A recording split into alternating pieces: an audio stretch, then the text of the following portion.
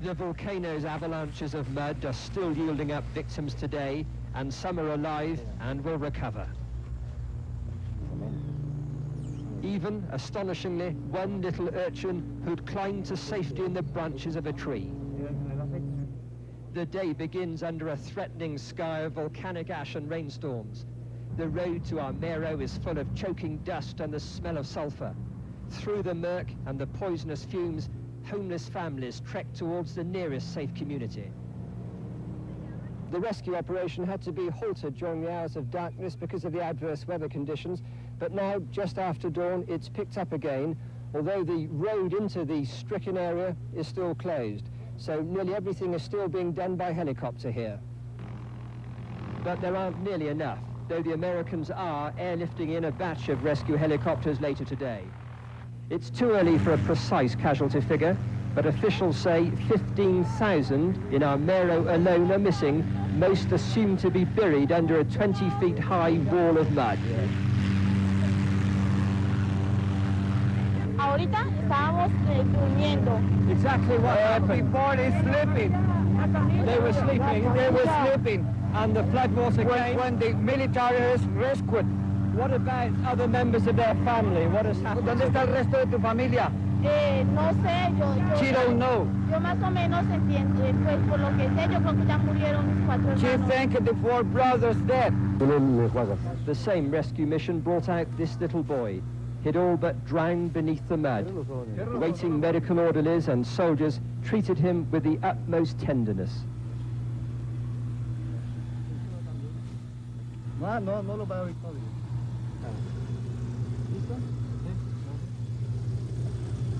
How old is this little boy, Luis? ¿Cuántos años tienes? 6. 6. And where are his father and mother? ¿Dónde está tu padre y tu familia?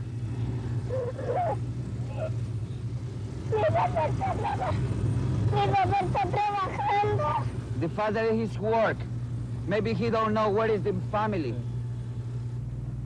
It's too early for a precise casualty figure. There may never be one. But the governor says 15 to 18,000 in Armero alone are missing. Most are assumed to be buried under a 20 feet high wall of mud. The Colombians are doing their best, but they're desperately short of resources, especially transport, rescue equipment, medical supplies. The main rescue effort is here at Armero and 4 other towns. Sadly, these already impoverished country folk are partly to blame for their own misfortune. They ignored warnings from government officials weeks ago that they should evacuate their homes and flee because mudslides from the volcano were dangerously damming up the river. And even 15 miles downstream in the town of Honda, the angry river is still rising. Floodwater is pouring in because the volcano is erupting with such strength that it's creating its own foul weather conditions.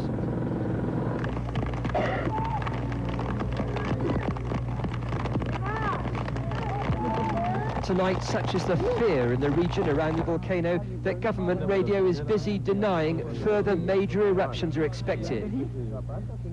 It has told residents in the towns that are still intact to stay put. But after 500 years of silence, the volcano spoke to these superstitious people. No wonder some are literally clinging to hilltops. This is Brian Barron for the 9 o'clock news in the shadow of Nevado del Ruiz volcano, Colombia.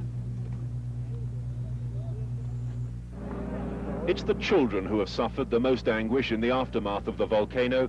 It's feared that as many as 6,000 have been orphaned.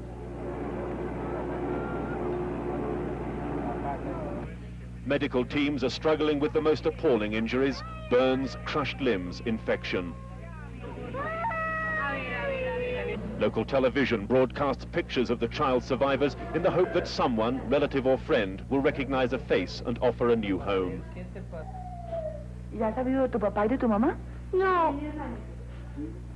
At the headquarters of the Red Cross, anxious parents scan lists of known survivors in the hope that the name of their child will appear. But the lists are woefully inadequate amid the confusion of the country's worst natural disaster. Some families, the lucky few, managed to escape that disaster together, but they've lost everything. Providing for the homeless has become the priority here. The survivors have all the immediate relief aid they need, too much in fact, but they must be found new homes. It's hoped that a building program will start within 90 days. Material from abroad is still pouring in, this from an RAF Hercules, but much of it is now being stored in case the volcano erupts again. There's already been one scare that the Nevada del Ruiz was about to do just that. It's being watched as never before, but officials admit it could happen without warning. Hundreds of families have left their homes in terror, sheltering under canvas on the high ground. Those already left destitute, the bewildered children of the mud as they're called, can only ponder what for now seems a future without hope. Tim Hewitt, News at 10, Bogota.